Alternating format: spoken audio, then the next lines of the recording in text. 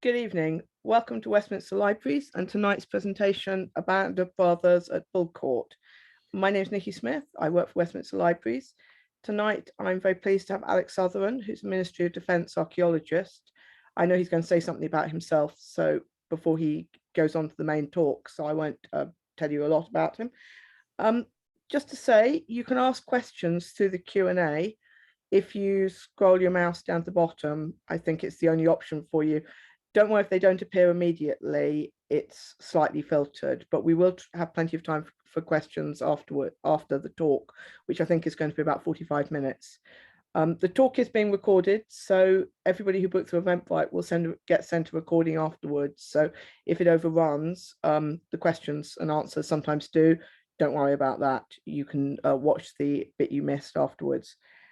Okay, welcome, Alex. Thank you very much, Nikki. Hopefully everybody can see and hear me and also see the screen as well. As Nikki said, I am one of the archaeology advisors at the Ministry of Defence. I also have a second job as well, which is working as a community archaeologist at the Sheffield and Rotherham Wildlife Trust, working on a landscape partnership project there as well. Tonight, though, I'm kind of got my Ministry of Defence hat on. And I am going to be talking about a project that I've been involved with over in France, Bullecourt in particular. This is a talk entitled The Band of Brothers at Bullecourt. It is also involved women, so I was going to put sisters in there, but that would have messed up my alliteration. So I do apologise. I'm trying to balance it out as much as I can here. The project has been ongoing since 2017, where we first went out, and it's supposed to be a 5-year-long project. We're only about 3 years into it because obviously COVID has messed up with things here and there. But it's an archaeological project under the banner of Operation Nightingale, as you can see here on the right-hand side of on the left-hand side of the screen, and also supported by Breaking Ground Heritage. Operation Nightingale is a Ministry of Defence program of works, archaeological works, where we take veterans who are suffering from various ailments and issues such as PTSD and combat injuries, and then use archaeology as a pathway towards recovery. It's not a cure-all, but it does help because archaeology has quite a lot of different facets that help with mental health issues. I'm going to talk more about that later on in the talk anyway. So what I'm going to do is I'm really going to talk a little bit about the Battle of Bullecourt that we're looking at. There was 2 battles of Bullecourt. We're looking at the first one in April 1917. And I'm going to talk a bit about the stuff that we found whilst we were excavating these sites. And then I'm going to finish up and talk a little bit, as I say, a little bit about some of the work that Operation Nightingale does. So quite a bit of a mixed bag, really. So first of all, let's get a little bit of context into this. We're talking about the Battle of Bullecourt. This was fought as part of the Battle of Arras during April of 1917. It was an attack by the British Expeditionary Force, largely against the German Hindenburg Line. And the most famous attack, or most famous battle really, is the Battle of Vimy Ridge. And this is the Canadian memorial at Vimy Ridge itself, which sits right on top of it. And this is around about here. You can see where it is, Vimy. And this was this is a very famous battle for the Canadians. It was it kind of helped them secure their place as a country, as Canada, as independent Canada. However, at the same time, Sorry, Alex, can yes. I just stop you for a moment? I've just had someone say it's fine for me, but I have just someone saying that there's a bit of an echo. So I wonder whether maybe you could try your headphones. Yep, certainly can do. Let me just give me 1 second.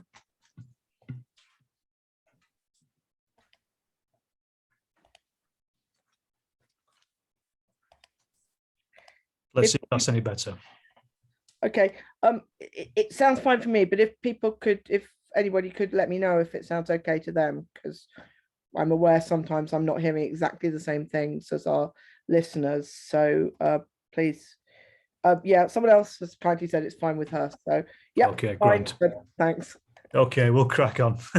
I was trying to avoid using my headphones, as Nikki and I were speaking about before, but well, I'll have to go back to old school methods. So, yeah, the Battle of Bullecourt is part of, as I say, the Battle of Arras, which mostly is known for the Canadian victory at Vimy Ridge. But Bullecourt was also happening at the same time, and it's fought by the 2nd Australian and the 62nd West Riding Divisions. And this was a diversionary attack intended to draw the German units down south so that the attacks in the north could continue. So it did have a purpose, even though it was really, you know, as a tactical, a strategic battle overall. And you can see here a couple of pictures I've put up here. This is a trench map of the time showing the German front line here in red, and the Australian attack line here in blue. So this would be British frontline trenches. And on the right-hand side there, we have a modern image from Google of Bullecourt itself, Bullecourt village as it is. So you can see from the 1917 map to the modern map, there isn't a great deal of difference between then and now. It's pretty much as it was. It's been rebuilt, and it was a large open area with fields, with rolling landscape, and the modern aerial photograph really shows that as well.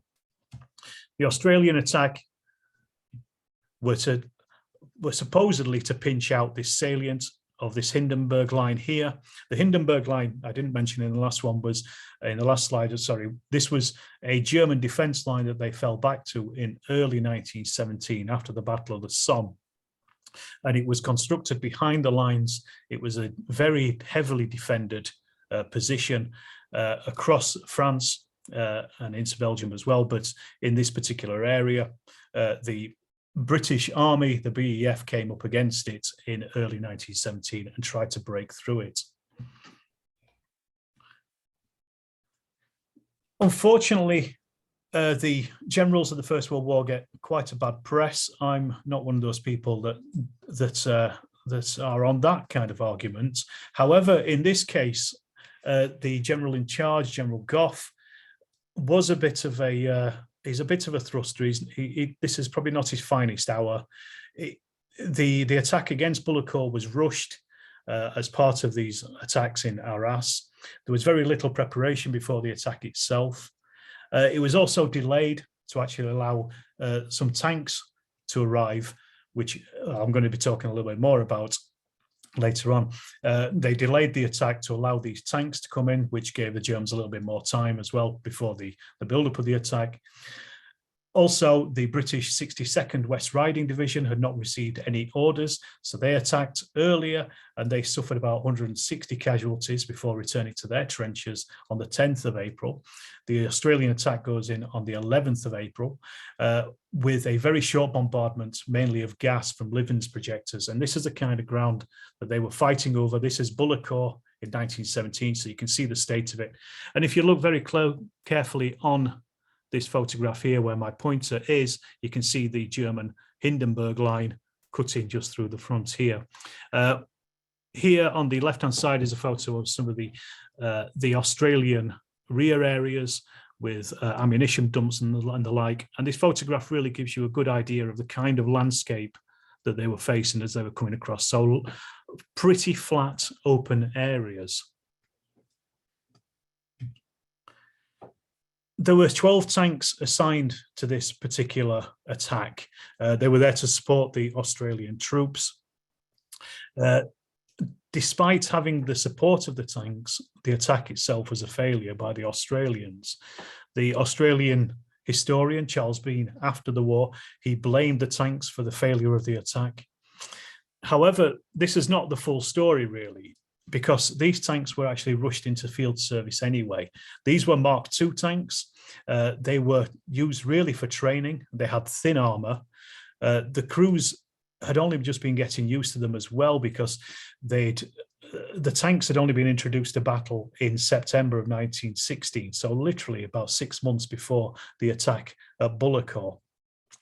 So you've basically got, training tanks which are being pushed into the front lines to be used in an attack. Also, on top of this, the ground, it was snowing, so the tanks themselves were actually obvious targets. And the ground was also churned up and was not suitable at all for tanks either. And one of these ones is this tank here, this photograph, very famous photo. If you look for tanks for Bullecourt, you'll always find this picture at least. And this is tank 796, and it was commanded by a certain Lieutenant Skinner. Now, using aerial photographs, the project lead, Richard Osgood, my boss at the MOD, was able, with help from Belgian colleagues, was able to narrow down the search for this particular tank because it could be seen on German aerial photographs after the attack. And it had come to rest somewhere in this farmer's field, just on the south of Bullecourt. I mentioned it's a famous tank. It's featured in a lot of photographs of Bullecourt. It generally comes up if you do a Google search of Bullecourt. You can see 796, if nothing else. It's also included in this German film reel here. This is from the Bundesarchive, and this is a still from this film. You can see these two Germans here are inspecting the tank itself. This is 796. So again, this really gives you an idea of the kind of landscape that this attack went in over. It was possibly used as a machine gun post or a forward observation post by the Germans. However, it's probably not being used as a machine gun post because that would attract far too much attention to it, whereas a forward observation post would be a lot quieter and wouldn't attract the attention of artillery, for example. And as I said, in 2017, a project began to see if we could actually locate the remains of this particular tank. Now, I've been involved in battlefield archaeology for about 20 years, and we've only ever really been able to locate one tank previously, and that was in Bourlon Woods, and all there was left was just some little lumps of iron scattered about on the path by where the tanks had been knocked out. So although I signed up for this project with Richard, I wasn't holding out a great deal of hope as to what we would find. However, I was going to be shocked, I'll tell you that now. So we assembled a team in 2017. This is the team at Deborah. This is one of the most famous tanks on the Western Front. This is a Fleckier's D51. This was found by Philip Grzinski back in the late 90s, I believe. He tracked it down, dug it up, and then he stuck it in his barn. It has now been moved and is in a purpose-built museum to house the tank itself, and we went and visited that in the last couple of years that we were over in France. But this is the first year's team, so quite a small group of people, and most of the people on this photograph are veterans with zero or very little archaeological experience, and they were there through the Operation Nightingale project, which, as I say, engages veterans in archaeological works. So we use archaeology as a pathway to recovery, as I've mentioned previously, for veterans. They're generally suffering from things like PTSD, and we also have people with physical injuries as well that are caused in combat. We also include in the team civilian helpers, such as Janine here, you see here, and also Carlos here as well. These two are both civilians who have been helping out with Operation Nightingale projects since its inception, both in the UK and over here in France as well. But you know, we're also trying to teach vocational skills and transferable skills as well. So here I was teaching them how to lay out trenches before we started any excavation whatsoever. So just giving them basic archaeological field techniques. And Operation Nightingale has been very successful in many ways. We've had a couple of guys who come through Operation Nightingale projects who have gone on to study archaeology at university and are now working full-time in professional archaeology in the UK. So, you know, they're able to take some of the skills that they pick up and then push them on beyond what they thought they were capable of. And we started work using mattocks and picks to break up the ground here. And this is an incredibly rare photograph of Richard Osgood, MBE, actually working. You don't see many of those, but that's just to give you an idea of the kind of work we started with. But we also try to involve everybody in as many of the different aspects of field work. So here you can see Peter Masters in the centre. From Cranfield, he's teaching the surveying techniques using a GPS system here, which we use in everyday archaeology. And everybody is being taught basically, you know, how these things work, how to use them, and what they're capable of in an archaeological context. Because obviously, you know, if you're not an archaeologist and you're outside of the world of archaeology, there's probably quite a lot of things that you don't really realize go on. You know, it's not just digging holes, basically. There's a whole raft of skills to be learnt within the field of archaeology. So this is something that we try to do. It's not just a jolly for people to go out to France for a couple of weeks. It's also a learning experience and to give new skills out. So I'll switch over now to talk really a little bit more about the actual excavation itself. And the first thing really to note is the amount of unexploded ordnance that remained. This is across all of France and Belgium, not all of France, the western front of France and Belgium in particular. I mean, there was countless numbers of shells fired from both sides, and countless numbers of those are still in the ground, and countless numbers of those are still unexploded as well. So you can see here a couple of pictures just to demonstrate this. So this thing here that looks like a car exhaust, this was picked up by our marvelous photographer Harvey. He noticed it, picked it up, said, "Hey lads, what's this?" It's a Stokes mortar, an unexploded Stokes mortar. He very gingerly put it down and was much more careful about picking things up in the future. We always have unexploded ordnance cover from either a professional military or civilian contractor, and they always come and they will dispose of anything that we find on site once it's been recorded. Dispose of it carefully. And sometimes we have to clear the site off because we find big things, and sometimes we just have to put things to the side of the site, but we always clear it off, and it then gets taken away by the local démineurs, who are the local unexploded ordnance professionals in France. So as I say, we find things like this shell fragments, and this is Didier's farm. Didier is the farmer who owned he was a tenant farmer of the land that we were excavating in, and this is just in his farm. So this is only one wall of shells that he has, and he has several. This is just to give you an idea. You can see there's all kinds of things here. These are mostly shrapnel shells that have gone off. So it can be quite dangerous, but so far, touch wood, the amount of time that I've worked in this field, nobody I know has had any major injury worse than a particularly bad hangover from the night before. And as you would expect, because the First World War is a material war, the sites are actually absolutely packed full of material as well of those wars. There was so much produced to feed the fighting. And this ranges from everything from military kit to personal kit. So here, again, just to give you an idea, this is some of the stuff that we are finding as we're excavating. So we've got a GS shovel head here, typical kit for the soldiers for using for digging trenches or improving defences. Cartridges in their chargers. So these are 303 rounds. These are British rifle rounds. Excuse me, and they're in their chargers. So this was probably a bandolier that's been dropped. The bandolier itself has rotted away, but obviously the rounds remained. These aren't particularly dangerous, but we still, we treat them with caution. The good thing about rifle rounds is, from an archaeological point of view, is each one is stamped on the head with a date of its manufacture.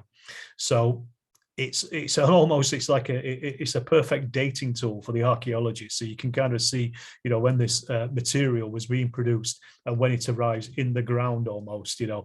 So it's quite nice for that. I know obviously we're dealing with a war that was only 4 years long, but it's still nice to be able to tie down these finds.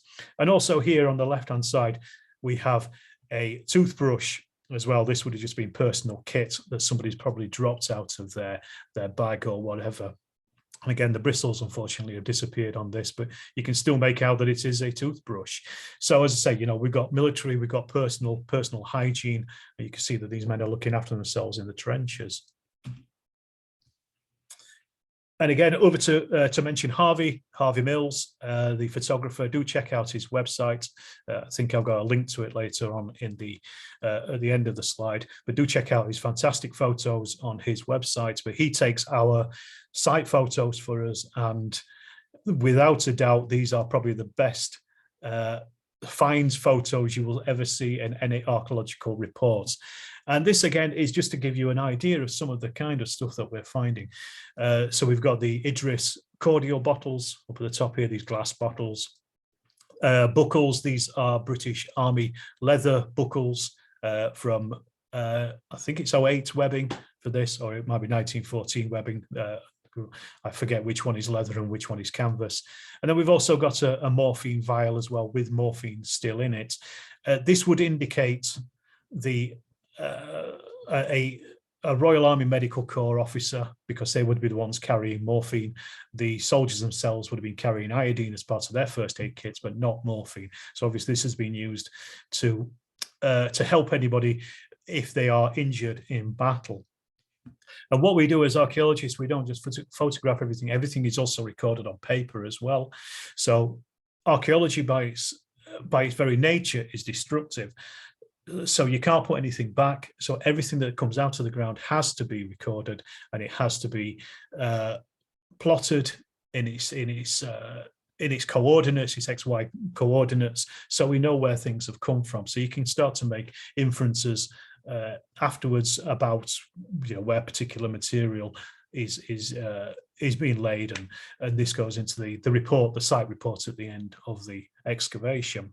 So this is all important work. And again, as I said, you know, the veterans are all involved in all of this work from ground up. We didn't just find soldiers' equipment, which you normally do anyway. You always find that kind of stuff in First World War battlefields. We also started finding bits of tank. So this figure of 8 up here is part of the chain link for the engine. You see this here. And you've also got these things like this, a large metal bracket, which again wouldn't have been carried by an infantryman. This is something internal within the tank itself. I mean, you know, it could be any number of fittings or fixtures. I'm sure we could probably narrow it down. And you go, so as you can see again, you know, material of war. We've got a couple of bullets as well stuck in the ground just next to these things. And this, as I said, when we started, I expected this was the kind of thing that we would be finding anyway, because this is what we'd found previously at Bullecourt Woods, but I didn't think we'd be finding much more than that. However, we had picked up a large metal signal at the start of the excavation when we were laying our trenches. And it turned out to be these 4 rods you can see here of metal. This in here is just a bullet, so it gives you an idea of the size of this thing. And you can see here they've got these kind of teeth on the edge of here. I'm not 100% sure what it was. I thought initially when we first saw it, might have been some kind of ammunition box, and then it got bigger and bigger and longer, and we uncovered more of it, and it turned out it was actually 6 foot length of tank track from a Mark II tank. Now,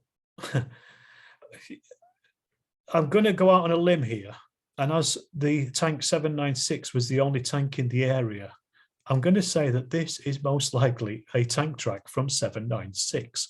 The other tanks were spread out quite far away. We know the locations of them, or the approximate locations, and there were none close enough to 796 for its tank track to be here. So we actually have the tank track itself of 796. What you can see here is these are the metal rods that I was talking about with the teeth. This was for moving on the gears of the wheels. You can see the individual track links, and you can also see here on this edge, this is a spud or a grouser, and these were attached to every so often to every few track links, and this was to help improve traction in bad going. The scale here is a 2 meter length scale, so that's about 6 foot in old money. So it gives you an idea pretty much of how big this thing is here. Just to point out as well, the black and white dots, this was for rectified photography. So the way you can do this is you can take GPS points on these, take the photograph, and then you're able to lay the photograph out where it should be in time and space using these points here. It's something that we do in archaeology, especially more nowadays with digital photographies on human remains and things like that. So here we had, we had proof of tank, but this is definitely tank. And this is the largest piece of tank that I've ever been involved in finding anyway. And what was even more amazing about this was that it had its original paint and primer still on it. So you can see here the green is the paint and the reddish colour there is the primer underneath. Some of it's obviously come off, worn off, but it's still good condition and it's still a good vibrant colour as well. So this was a fantastic find. Now, the reason this is a fantastic find, or it's so unique, I mean, not only is it, a piece of archaeological brilliance anyway from a First World War perspective, but the tanks that you see in the First World War tanks, a handful of them that you see in the museums in the UK at least, have been repainted over the years. So nobody is ever really 100% sure of what colour the tanks were originally painted in. However, this is, as far as we're aware, the first time that we've got in modern times the original paint of an original First World War tank. So Harvey, using his magic, was able to do a colour analysis of the colour itself, and it came up with Pantone 560C. Now, I normally ask everybody in the audience if they know what Pantone 560C is, and I'm usually met with blank stares. Unfortunately, because I can't see anybody, I'm just going to assume you've all got blank stares. However, this is pretty close in colour to racing green, British racing green. So what we have is a tank that seems to be painted in British racing green. It probably does about 5 miles an hour in good going. At best, it just seems a little bit like somebody is probably taking a piss somewhere. But that beside the point, I'm going to caveat this a little bit. We don't know. I mean, Harvey did a mock-up of the tank here painted in this green colour.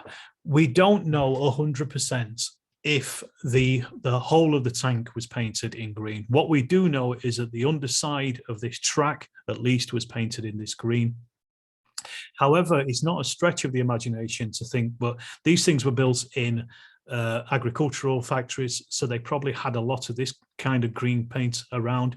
And it took a little while before they started experimenting with various camouflage schemes for First World War tanks. So it doesn't stretch the imagination to think that this thing was probably painted all in this same green. It was a training tank, remember, so it wasn't designed for frontline service anyway. But it's a, like I said, I don't think I'm pushing the boat out too much here by saying that this tank was probably painted all in this green.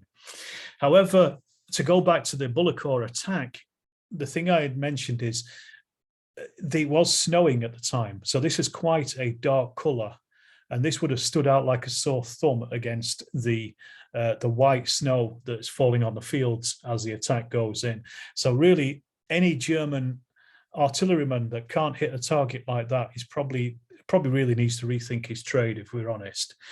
And it's probably one of the main reasons for the failures of the tanks, just because they were, these things are doing 4 miles an hour at top speed, probably doing 2 miles an hour, trundling across open white fields in this dark green colour. So, you're literally just waiting for them to get destroyed. And the fact that they got as close as they did to the Hindenburg Line is a miracle in itself.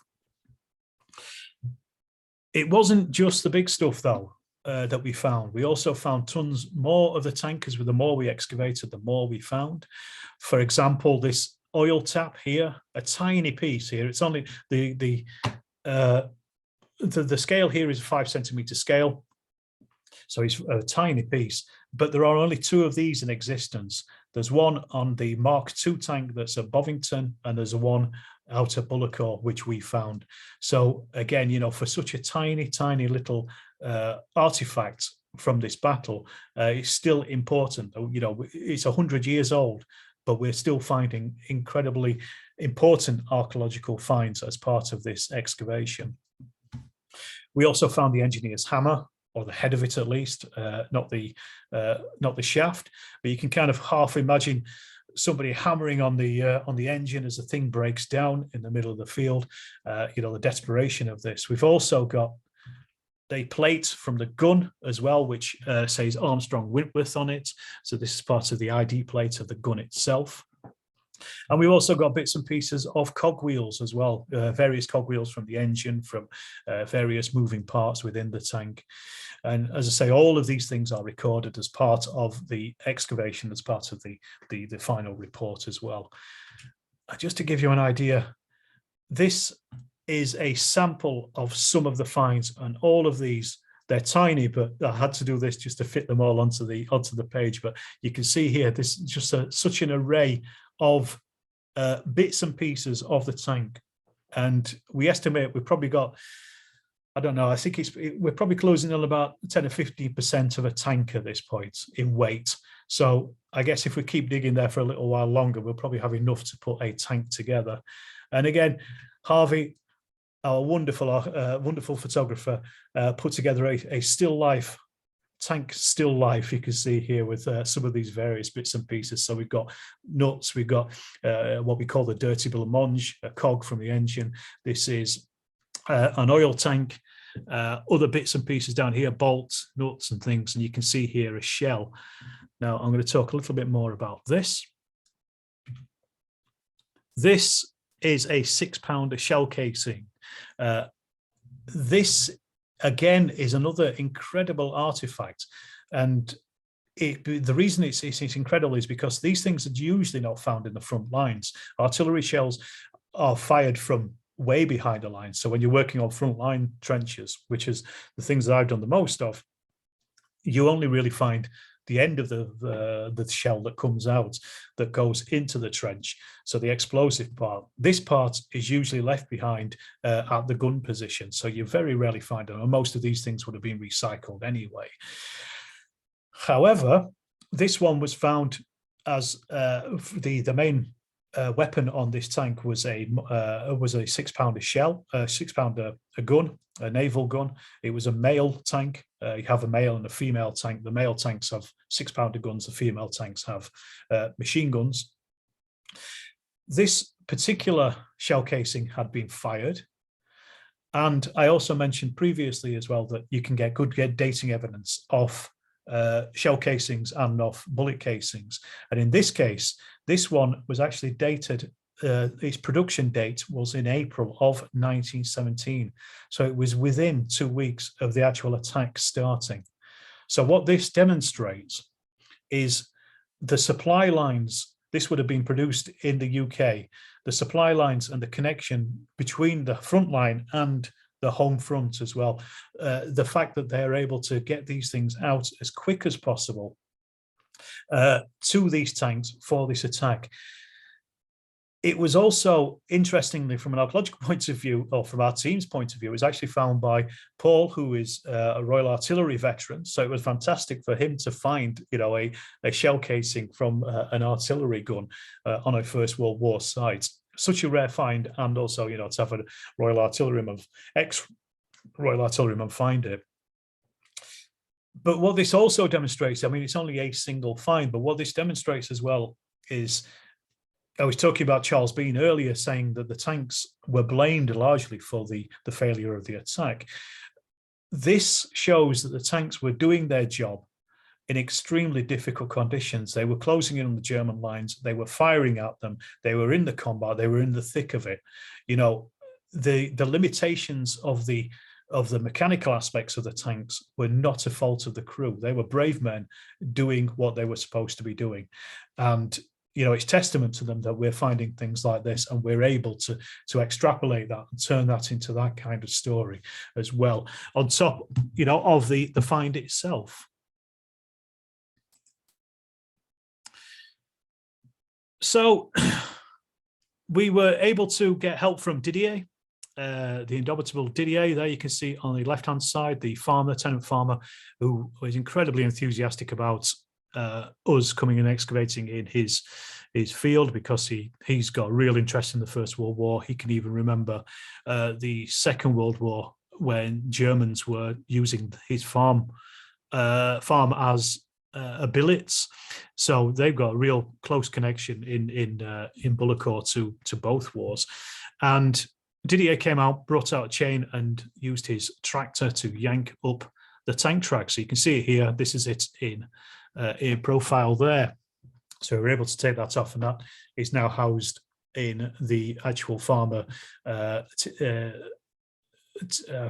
His name escapes me. I'll come back to me in a second. It's housed in his barn at the moment. Now, this was on a Thursday, and we were supposed to be going home on Saturday, and we basically cleared up. We'd done everything we needed to do. We thought, this is it, fantastic. We've come out.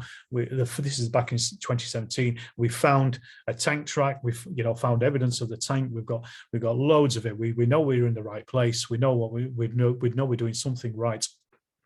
This is great. We can all pat ourselves on the back and go home happy. We can have a nice battlefield tour and, have a nice day off, which is what we were all looking forward to. However, we started clearing up just underneath the tank track itself, and unfortunately, we came across these two sets of human remains. Now, these are German soldiers. One of them here is face down. One of them here is on his side. You can see right up against the edge. And I say, unfortunately, because when you find human remains as an archaeologist, you really have to deal with them. You can't just leave them. In the past, I've worked on sites in France where we found human remains. We've lifted them out of the ground. We went home about midnight, and then overnight, when we came back to the site overnight, somebody had been up and down the trench with a metal detector and pulled out all the metal pieces that they could find. Now, a lot of these soldiers have identification on them, so you can actually trace names back. You could get regimental name numbers and things at least, or some kind of detail that might be able to name them. So we couldn't leave these in case anybody did come metal detecting in the middle of the night. So we had to work on them, and we had to make sure that these guys were lifted. So bang went our battlefield tour, but we were able to at least excavate them to a good extent and expose them and lift their remains as well. As I say, we've got these two guys here, just to talk about them a little bit. You've got this chap laid on his side, and this one here. And I'd say both of these are German. We know they're German because of the buttons that they had. They were still wearing jack boots. Interestingly, they weren't wearing tunics, but they were wearing their gas mask cases. You can see here and here. And all this lot looks as though it's been rooked up. So I think they've been, my opinion is that they have been killed. They are laid where they've been killed. This chap at the top, bones over your lifetime, they fuse at certain parts. So the first ones to fuse are like the fontanelle in the head, and then some of the last ones don't fuse until you're really in your 30s. One of the main giveaways, or one of the last ones when you're in your teens, is the tops of the femurs. And again, the name escapes me at the moment, but these fuse when you're about 18 or so. And it's around this area here in the knees. Epiphyses, that's it. These fuse when you're about 18 or so. This chap, his hadn't fused. So this, we're looking at a late teen but not a particularly old man. This guy here on the side, he was spot dated, spot aged, should I say, to about 35. So we got a young chap and an older chap, both of very, very different ages. I mentioned they're both wearing their boots. You can see here the jack boots of one of the guys in situ. You can also see here the jack boots with the hobnails as well, still intact, as well as that was lifted out. They're not wearing their tunics. We were unsure why. Maybe they were on some. Maybe they weren't in a frontline position, because you would be wearing, most likely wearing your full equipment if you're at least on the front lines. So they're probably at some point behind the lines, thinking they're in a safe position. And I think they've probably been hit and killed by a artillery burst, which is why they're laid. And I mentioned as well that we were able to use rectified photography on the tank, the dots here. So we were able actually to overlay exactly whereabouts the tank track lay on these guys. And you can see here, it's an almost exact overlay of the younger of the two here. Why is this? I don't think it's because we have the tankers actually run them over. I think what has happened here is we've got, with these guys, well, we found out later, these guys are actually laid in a shell crater. These have been killed. I think they've been open to the air for a while, and somebody, maybe their comrades, maybe somebody else later, has actually shifted this tank track to lay it over the top of them, to cover them, possibly as some kind of grave covering or even a marker or something like that. So I said we had to excavate these, and we did. We spent the Thursday afternoon and then all of Friday working very quickly and very diligently to excavate and lift these remains. And this is an even rarer photograph of the previous one I showed you, because this shows both myself and Richard working. It's not often you'll get a photograph of me actually troweling these days. But the reason I put this up, because the guy here, Peter, is one of our veterans who comes along. And I asked Peter if I could share this story, and he's allowed me to. He was in Afghanistan, suffered a combat trauma there, and has suffered from PTSD ever since, and has worked with veterans as well through Models for Heroes and things, with helping other people recover.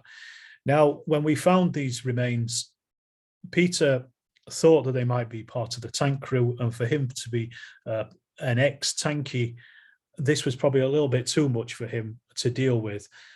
However, we had Kaylee, our psychiatric help here, and she was able to talk Peter into coming back and helping out, to come back and actually watch the excavation as part of, I suppose, therapy, really, I suppose, part of the recovery here. And not only this, but she was actually able to, she and he were able to help Peter to be able to actually excavate and help excavate some of these remains. And one of the things, I've worked in professional archaeology for 20 years, and one of the things, it's something that'll stick with me, is that as Peter was excavating these guys, he was actually talking to them and saying that you've been found. And I've never seen an archaeologist do this. We generally treat human remains almost as artifacts. I mean, we treat them with, the utmost respect that they deserve, but we also, we when you're dealing with things from the medieval or Roman period, you're dealing with literally with artifacts at that point. And from an archaeological point of view, this is how you think about things. Let's say we treat them with respect, but for somebody to be able to put the humanity onto these bodies is something that I was privileged to be a witness to. Now, I mentioned that these two guys were in tunics, not in tunics, sorry, they were in shirt sleeves. In 2018, we went back to the same spot, and underneath them, directly underneath them, was another German. However, this guy, you can see here, you can make him out, here's his skull and his torso, one arm here, another arm here, and he's actually laid on a sheet of riveting. This is like expanded metal that the Germans used. This came in sheets. It would have been put up on the side of the trenches to stop them collapsing. And it looks, from my mind anyway, that this guy, or the remains of this guy, had actually been placed on top of this riveting. And my story about this snapshot of history is that the two chaps that we found previously were carrying the remains of this guy off the battlefield. They felt they were in no danger, so this is why they're in shirt sleeves. They're doing fatigues, whether they're clearing bodies from a battle site, or whether they know this guy and they're actually moving him out of respect. Obviously, we've got no idea, and even, you know, I don't even know if he's been carried. This is just my story of it. There are plenty of interpretations, and it is open to interpretation, of course. I mentioned that, you know, it was just a torso on the head. This guy was laid in a shell crater. You can see Isabel here. She was helping us out. She was from Face Lab, which is a facial reconstruction company based in Liverpool. She came out and she was helping us, and you can see how difficult it was to actually excavate this guy because of the space we had, and again, because we were trying to afford as much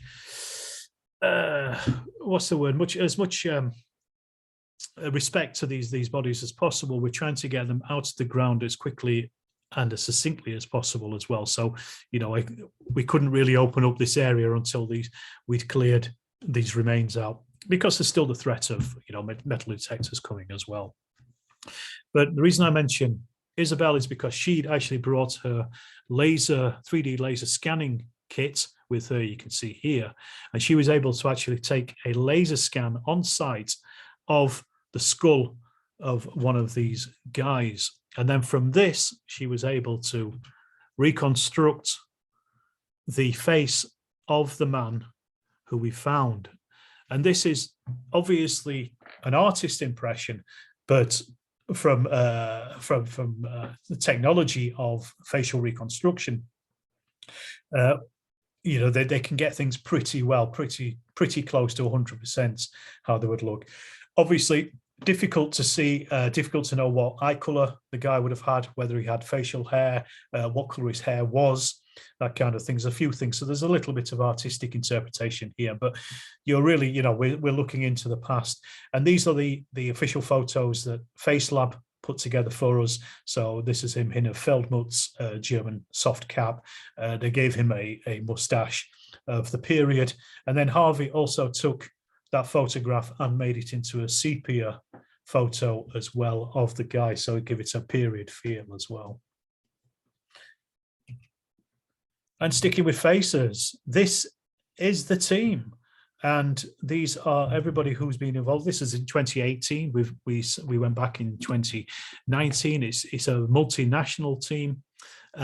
Sorry, we were there. Yes, we went back in 2019. This is an absolutely multinational team. So we got people from the UK, as you would expect, also Australia, France, Germany, across the world, really. And this is one of the things that makes it interesting as well, that these people are all working together. And this is a great thing for Operation Nightingale veterans as well, because archaeology and this kind of work really is about teamwork, and it's about comradeship, it's about attention to detail, and it's about, you know, overcoming the hardships that they've had in their service lives, and in their post-service lives. And I said at the beginning, you know, it's not a cure-all for anybody at all, but it is certainly a pathway towards recovery. And we have some very touching moments on site because of the international nature of the team, and also because of the nature of the participants that we're dealing with. You know, fighting men. These are their warrior brothers almost from 100 years previously. And in this photograph here, we had the German veteran Jens was on site with us here, and he was witness to the third German being lifted, and was able to actually raise a glass with the German casualties on site, so we had them here in the bone boxes. But he recited a modern German military prayer for the fallen. And to be honest, there was hardly a dry eye in the house. Incredibly moving, powerful stuff, you know, when you're dealing with people who have been through these kind of experiences, but, you know, are able to work their way through their experiences as well as part of an archaeological team. And I mentioned Breaking Ground Heritage as well, and this is some old data that Dickie Bennett, who was an ex-Royal Marine Sergeant, who set up Breaking Ground Heritage after coming on an excavation down in Salisbury Plain that was run by Richard about 10 years or so. He set up Breaking Ground Heritage as a way to get veterans involved with Operation Nightingale. And one of the things that he does is he does an anonymous, anonymous questionnaires with all the participants, and they are asked prior to their participation how they're feeling from a mental health point of view, and also at the end of the project how they're feeling with the same questions. And he is currently, I think he's studying an MSc in psychology at the moment, off the back of the data that he's been drawing together from Operation Nightingale projects. And I'm not going to go through every single bit of this, but if you look at the numbers, you can see that people's mental health does actually, this is self-assessment, of course, but it does actually improve by the end of an Operation Nightingale project. So them coming and doing excavations with us for a week, 2 weeks or whatever, it is helping towards those pathways. As I say, you know, I keep saying it's a pathway to recovery. I sound like a politician, but it is. I'm trying to emphasize the fact that, you know, it doesn't cure people of PTSD, but it certainly helps. And, you know, this, if nothing else, that is the power of archaeology, at least, you know, for people who are alive today. I know we're dealing with dead people from 100 years or plus ago, but we are absolutely, you know, trying to make things better for other people as well. And as I said, the tank track itself is now housed in Thierry's barn, who owns the land. You can see it here. We went and visited it again. This is back in 20, I forget which years these are now. I think this was 2018. And we are hoping to get back over there at some point.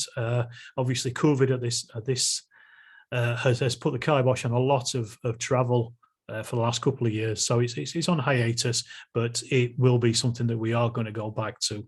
And all that remains for me to say is thank you very much for listening. And if you do want to know more about all of these projects, so Operation Nightingale, we're on Facebook. We also have the government website. Breaking Ground Heritage is also on Facebook as well. Check them out. And Harvey as well, check his website out, because he has quite a lot of other Operation Nightingale project photographs on his website that you can look at. So thank you very much for listening. Thank you so much, Alex. That was absolutely fascinating. Before we go to questions, I'll just say that this is one of a series of talks we're having through Westminster and Kensington libraries. They're very random subjects. So tomorrow night we have a talk on the actor, comedian and national treasure Kenneth Williams. So I don't think you could get a greater contrast. At the end, after the talk, you'll be sent a link to our other events. So please do have a look at that. Okay, well, we have a few questions, and please keep typing in questions, because this is a great opportunity to ask an expert. Emma has said, on the photos, do the black and white trim with squares have a particular purpose? Are they just to show the size? Which ones in particular? I'm assuming that one's this was the first question, so I think it was right at the beginning. There were kind of little mini chessboard things. That was of the fines, I think, wasn't it? Yeah, they're just scales. These ones here, I'm assuming it's these ones here. These are just scales, so they're in centimeters. So, for example, the oil tap here is 5 centimeter one. This is just so we know when we have when we produce a report, you know exactly how big the item is, basically. Okay, Susan Biddle has asked a question you've kind of partially answered, which is, were the local residents and other villagers also involved in the excavations? and we heard about Didier the farmer. But what do the locals generally think about being seen as a battlefield site? I mean, presumably that's not the be all and end all of their lives, isn't sitting around waiting for an archaeologist. So. No, it's not. But there is a museum in Bullecourt itself to the battle, and pretty much all the residents know about it. I did forget to mention this actually. When we found the first Germans, the first two back in 2017, I mentioned it was on a Thursday afternoon. We were supposed to be packing up on Saturday. Now, we had no security, no site security, and in the past, I've had sites that have been robbed by metal detectorists overnight. So we were a little bit worried. I mean, Richard and I were talking about this, and we weren't sure what to do. And then Richard had the idea. He said, "Well, I'll ask the veterans if there's any volunteers for anybody who wants to stay overnight as security, basically, just to look after the site and make sure nothing happens."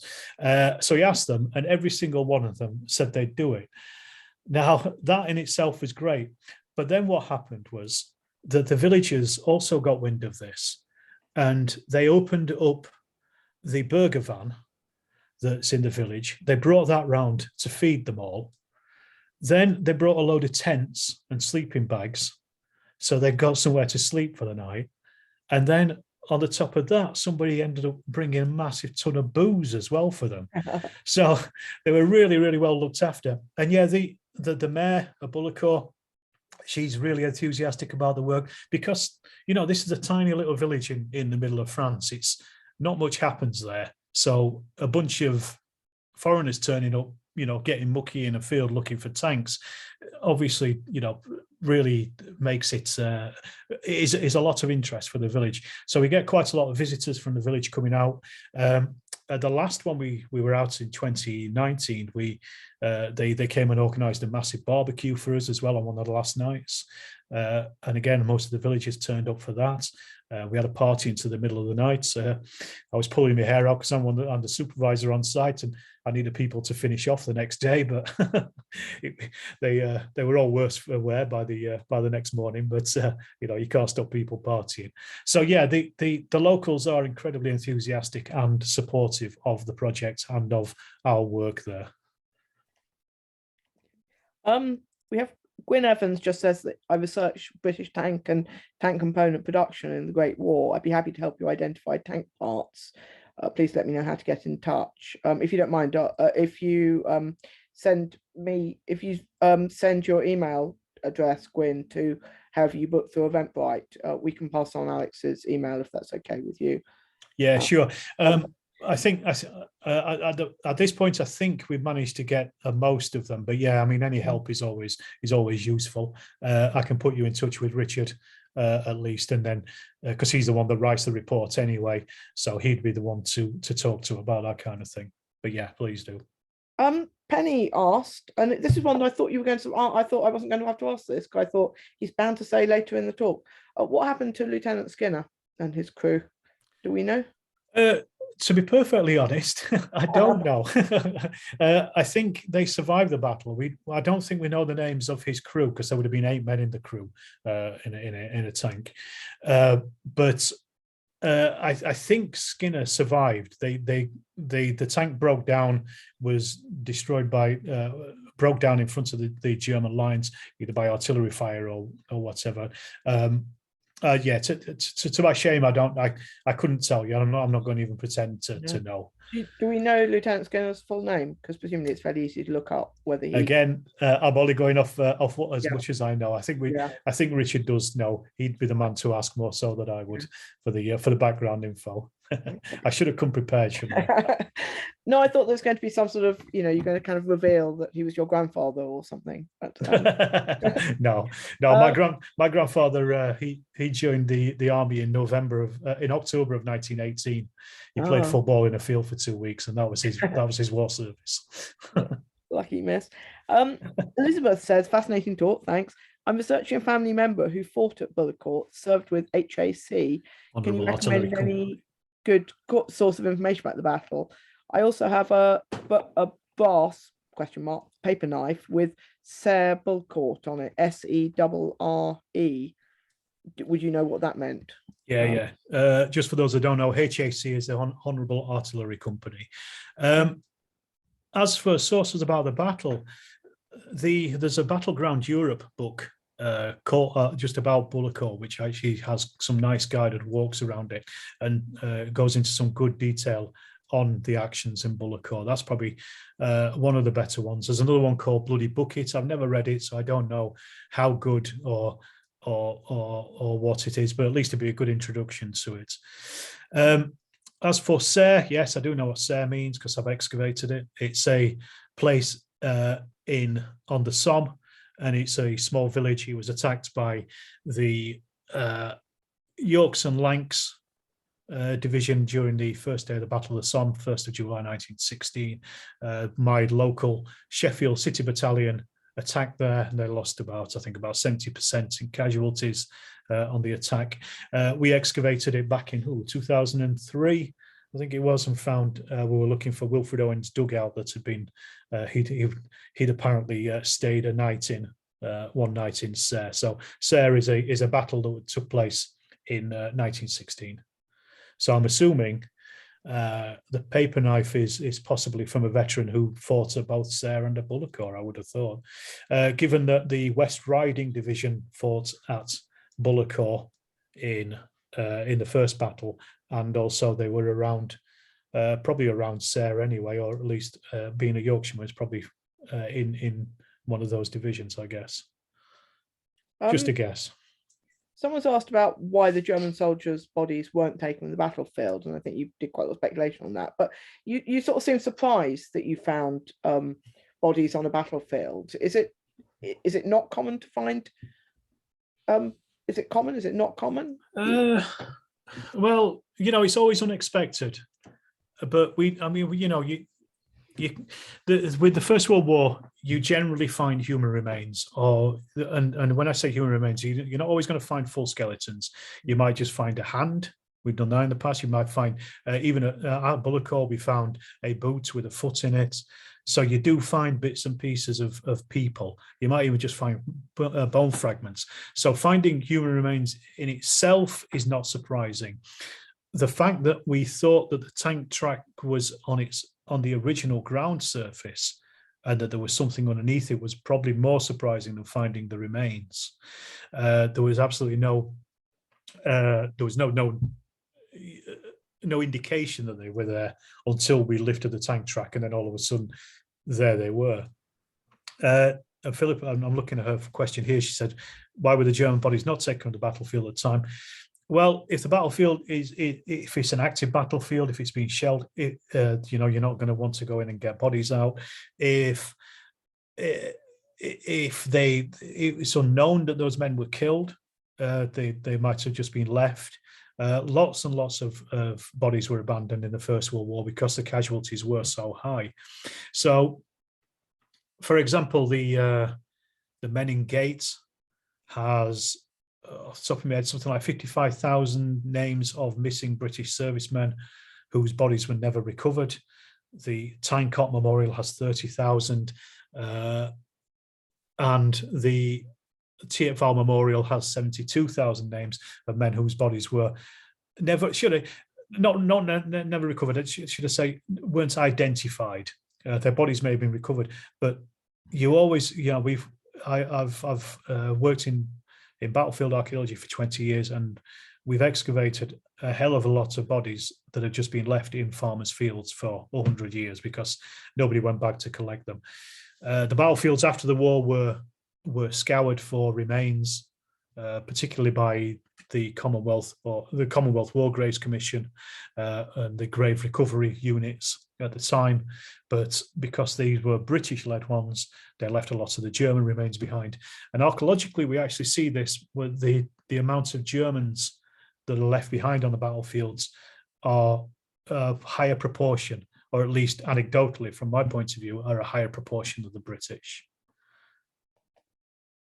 Oh, fascinating. Somebody's actually just, people looking in the chat, someone has actually posted a link to Lieutenant Colonel there you go. Skinner. Skinner, So there you go. Thank you for that. The link because I'll go back. But anyway, please everyone have a look at that. But Someone anonymous has asked if the veterans' battlefield experience gives an insight into past battles. I mean, do they ever say, "Oh, it's likely to be they're likely to be there because they were that's what they were hiding or they were doing something that people do in battles"? Do they? Yes and no, but I think the battles of the First World War are so different and so alien to modern warfare. You know, both are equally rubbish. You know, you wouldn't want to be involved in either. But the veterans always seem to have, you know, again, anecdotal experience on my part is that they always seem to think that the wars that went before were worse than the wars that they were in. So, you know, I was talking to a couple of the guys. These were serving Royal Military Police who were out with us doing forensic work as part of their training. They were there with Bullecourt with us doing some training. And we were standing on the Australian start line, looking at the German trenches, you know, where the German trenches were. And they were saying, there's no way in hell today we would run across that open field into that fire. So, you know, it's only 100 years, but the differences in the way that the wars were operating and the way that, you know, the tactics were evolving, it's hard to say. I guess, you know, some of them, we have them there because they do have, you know, that experience, but it's a very different experience. Yeah, if that makes sense. No, absolutely, it does make sense. I suppose yes, I think it'd be more if you were excavating kind of army camps and barracks that they might probably that probably doesn't change that much, does it? Yeah. Steve Brooke says you mentioned the Ball on Wood excavation. Is there any information online about that? Unfortunately not. However, it was part of I don't think the report was ever written up, but it's part of a series of documentaries we made called Finding the Fallen, which were also shown on Channel 5 as Trench Detectives. And they occasionally come round on some of the history channels. You can get the DVD of the first season, I think, on Amazon. And it was part of, can't remember if it was part of the first or the second season of those things. So that would be the one to go for. But we excavated a hunting lodge that was used as a battalion headquarters as part of the fighting in 1917 during the Cambrai attacks. And there was also 2 tanks that were knocked out next to the hunting lodge. Very famous photographs of the tanks at Ball on Wood. And we found the remains of one or other of these tanks in those. So, you know, without giving you another lecture on on the Ball on Wood excavations, that's probably as much as I can tell you at the moment. Okay. Several people are asking about whether there's any DNA on the German soldiers, but I'm guessing if you'd been able to identify them, you would have said. Yes, I did forget to mention it. We unfortunately we didn't identify the remains because they were in shirt sleeves. They didn't seem to have any ID tags on them. They may have been taken off them by whoever it was that covered them up with the tank track, for example. So they would have been recorded in their units, you know, roles for casualties. They didn't even have regimental identification on them, so we don't even know when they were killed. Whether they were killed in April of 1917, whether they were killed any time after that, because the Germans were in the area for a long time after that. So we just don't know. It's impossible. Somebody always asks about DNA in these talks, and DNA can only be extracted from human remains in a very set circumstances.